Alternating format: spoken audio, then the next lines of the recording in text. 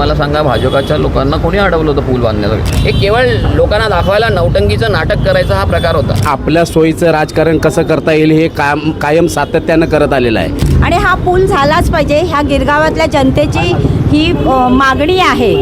मुंबईच्या गिरगावमधील केळेवाडी ते Charni road railway स्टेशनला जोडणाऱ्या अत्यंत महत्त्वाच्या पादचारी पुलाची आज चक्क अंतिम यात्रा काढण्यात आली. प्रशासनाच्या या अकार्यक्षमतेविरोधात महाराष्ट्र नवनिर्माण सेनेच्या वतीने आज तीव्र जनआंदोलन छेडण्यात आले. केळेवाडी ते चंदनवाडीच्या स्मशानभूमीपर्यंत या पुलाची अंत्ययात्रा काढून मनसेने अनोख्या आणि आक्रमक आंदोलनाद्वारे प्रशासनाचे डोळे उघडण्याचा प्रयत्न केला. अनेक दिवसापासून रखडलेल्या आणि स्थानिकांच्या जीवाशी खेळणाऱ्या या पुलाच्या प्रश्नावर आता नागरिक आणि राजकीय पक्ष आक्रमक झाले आहेत. या आंदोलनादरम्यान मनसे नेते यशवंत किल्लेदार यांनी प्रशासनावर काय गंभीर आरोप केले आहेत आणि स्थानिकांचा रोष नेमका कसा आहे हे पाहूयात या रिपोर्टमध्ये.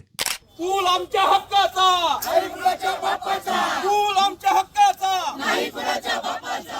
हे मी काढणार नको काढणार नाही. अरे धावल महाराष्ट्र नवनिर्माण सेनेचा विजय असो. गिरगावकर झुकणार नाही, पूल झाल्याशिवाय थांबणार नाही. गिरगावकर झुकणार नाही, पूल झाल्याशिवाय थांबणार नाही. गिरगावकरांची एकच मागणी, केळेवाडी पुलाची पुनर्बांधणी. गिरगावकरांची एकच मागणी, केळेवाडी पुलाची पुनर्बांधणी. गिरगावकरांच्या एकजुटीचा नारा, केळेवाडी पूल पुन्हा उभारा. गिरगावकरांचा एकच नारा, गिरगावकरांचा एकच नारा, केळेवाडी पूल पुन्हा उभारा.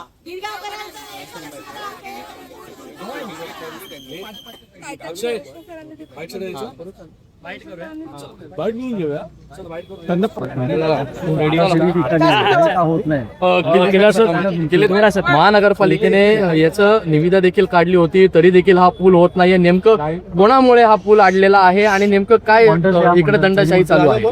मुळात 2016ला हा पूल काही कारणास्तव बंद केला होता. कालांतराने तो पाडला गेला. त्याच्यानंतर त्याची निविदा काढली गेली. त्या निविदा 5.5 कोटीची निविदा होती, ती मंजुरी झाली होती, कामाला सुरुवात देखील झाली होती. परंतु काय सैफी हॉस्पिटलच्या प्रशासनाने त्याला विरोध केला. ते कोर्टात गेले, कोर्टात सुद्धा ते केस हारले, त्यांच्या विरोधात गेली. त्याच्यानंतर काम देखील चालू झालं होतं. परंतु सैफी हॉस्पिटल आणि स्थानिक हे लोकप्रतिनिधी यांनी प्रेशर देऊन माझ्या माहितीप्रमाणे हे काम बंद पाडलं. आणि त्याच्यानंतर महानगरपालिकेने ह्या कामासाठी जो प्रस्ताव काढला होता तो त्यांनी फाईल बंद करून टाकली.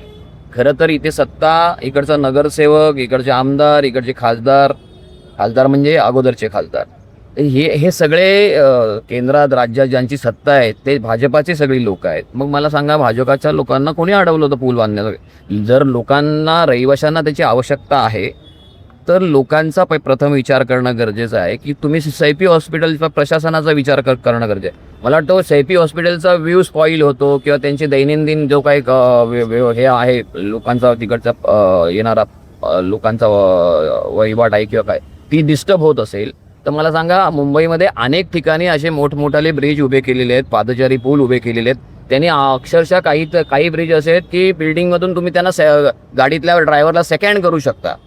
मग तेव्हा इतरांचे व्ह्यू स्पॉईल होत नाहीत का? मग एकीकडे तुम्ही विकासाच्या गोष्टी करता आणि तुमच्या स्वतःच्या मतदारसंघामध्ये केवळ राजकारणापोटी काही हे विकासाचे प्रस्ताव आहेत हे तुम्ही हाणून पाडता. मला वाटतं ह्याचा निषेध करणं गरजेचं आहे. गिरगावकरांना या पादचारी पुलाची खूप आवश्यकता आहे आणि पादचारी पूल झाल्यानंतर खालून खालचा जो व्यवहार आहे ब्रिजच्या खालचा, तो सुरळीत चालणारच आहे ना.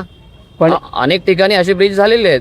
यात कुठलं राजकारण सुरू आहे आणि लोकप्रतिनिधीच करता असं मला वाटतं का? लोकप्रतिनिधींनी त्यावेळेला एक आंदोलन करायचं एक नौटंकी केली, ती केवळ दाखवण्यापुरती केली. खरं तर तुमच्याकडे मी म्हटलं ना, केंद्रात, राज्यात, सगळीकडे, महानगरपालिकेत सगळीकडे तुमची सत्ता आहे.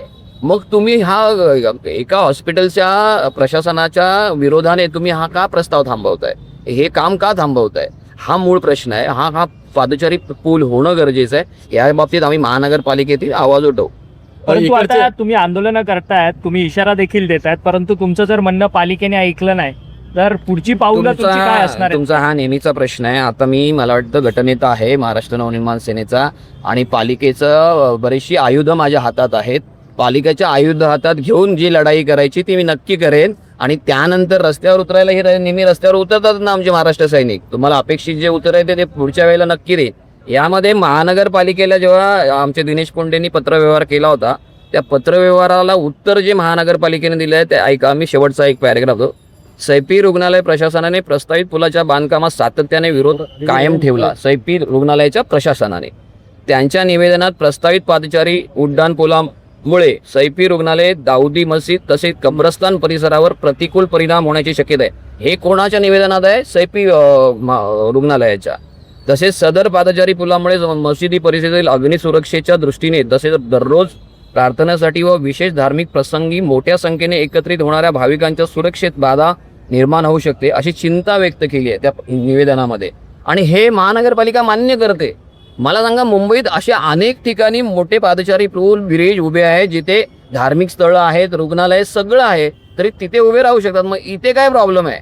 केवळ पळवाट कुठेतरी शोधायची आणि प्रशासनावर प्रेशर आणून हे हा पादचारी पुलाचा जो विकासाचा मुद्दा आहे हा आणून पाडायचा.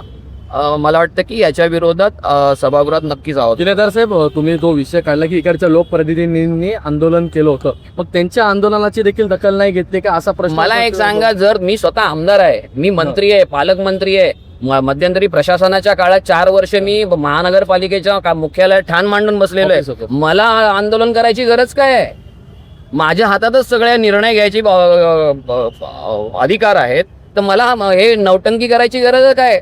मी माझी मंत्रीपदाची किंवा केंद्रात राज्यात जे महानगरपालिका माझी जी सत्ता आहे त्याचा उपयोग करून हा ब्रिज लवकरात लवकर कसा होईल हा मी प्रयत्न करायला हवा. मला जर सत्ताधाऱ्यांना आंदोलन करायची गरज काय? हे केवळ लोकांना दाखवायला नौटंकीचं नाटक करायचा हा प्रकार होता. मंगलप्रभात लोढा मग आंदोलनाच्या माध्यमातून नौटंकी करतात का काय? हो, मी म्हंटल ना तुम्हाला, तुम्ही माझ्या तोंडून प्रत्येक मी सांगतोय ना तुम्हाला, स्थानिक आमदार म्हणजे तेच आहेत ना. मला वाटतं की त्यांचं जे राजकारण आहे त्यांचं सगळं राजकारण हे धर्मावर, भावनेवर, हिंदू मुस्लिम हे करण्यामध्येच गेलेलं आहे. लोक विकासाचं राजकारण ते कळत नाहीत, केवळ भावनिक मुद्द्यावर ते सतत राजकारण करत असतात. आताही तुम्ही बघता ना, तिरंगा रॅली. कसली तिरंगा रॅली हो? तिकडे दिल्लीमध्ये ते विद्यार्थी तिरंगा घेऊनच आंदोलन करत होते, मग त्यांच्यावर तुम्ही लाठीचार्ज तिरंग्या सकट केलात ना. मग आता कशासाठी? हे भावना लोकांच्या भावनेला कुठेतरी हात घालायचा आणि भावनेचं नेहमी राजकारण करायचं. आता लोकांनाही ते कळलेलं आहे. शाकाहारी मांसाहारी हा वाद पण सातत्यानं मुंबईमध्ये उफाळून येताना पाहायला मिळतात. सध्या सोशल मीडियावरती भावेश कावरेंचा तर व्हिडिओ व्हायरल होतोय, परंतु काल तुमचे विभागाध्यक्ष भावेश आता भावरा झालेला आहे, तो उद्या आमच्या अमित साहेबांच्या भेटीला माफी मागायला येतोय. परंतु तुमचे विभागाध्यक्ष काल देखील म्हटले की या सगळ्याच्या पाठी मंगलप्रभात लोढाच आहे, जे की शाकाहारी मांसाहारी असा वाद. आता विशेषतः त्यांनी त्या मुलाने काल त्याच्या नवीन जो व्हिडिओ काय प्रतिक्रिया दिली त्यात त्यांनी म्हटलंय की दक्षिण मुंबईमध्ये हे सर्रास चालतं.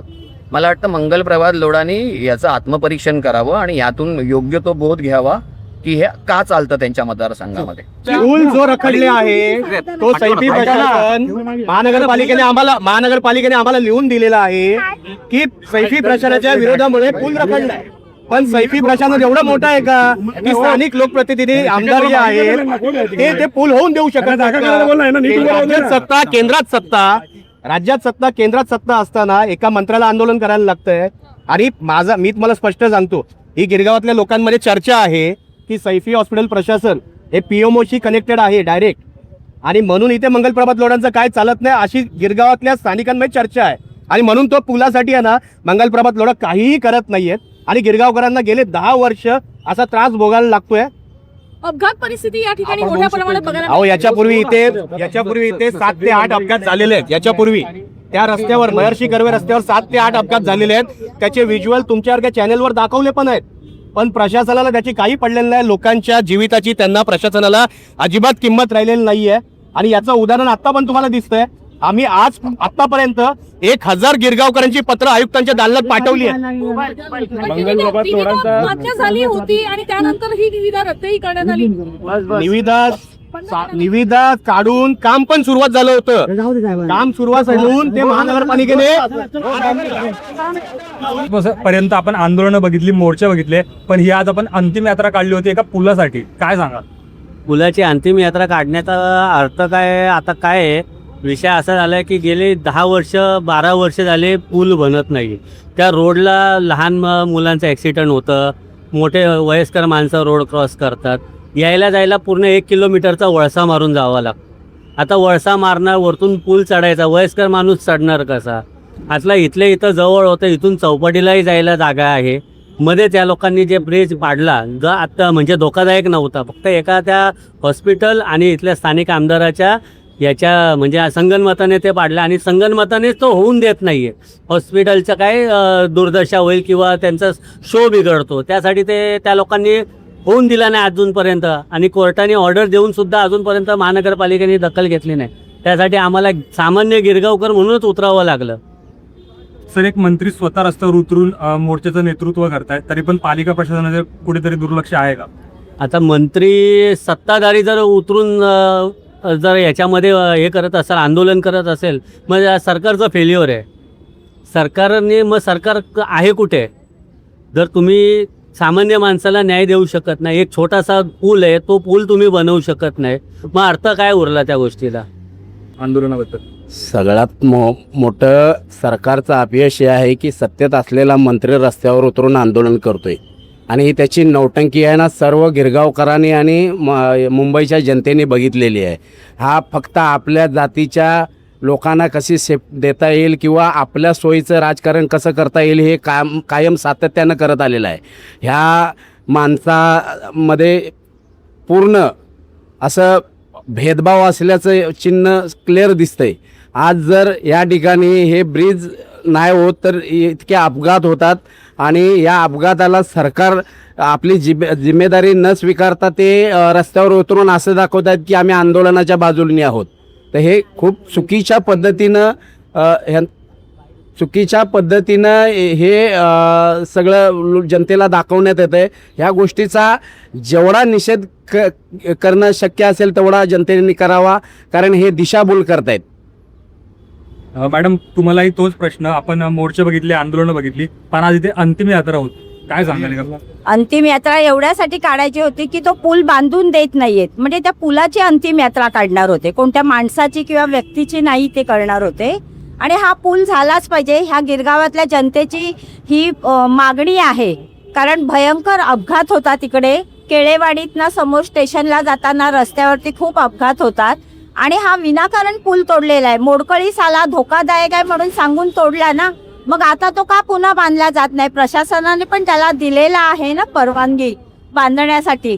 मग हे कोण राजकारण करतंय? हे जे राजकारण चाललंय ना, SIP हॉस्पिटलवाले तो पूल बनवून देत नाहीये, हे चुकीचं आहे. हे कुठेतरी धर्माचं त्यांनी राजकारण त्याच्यात आणलेलं आहे, पण इकडच्या नागरिकांची सोय ते बघत नाहीये.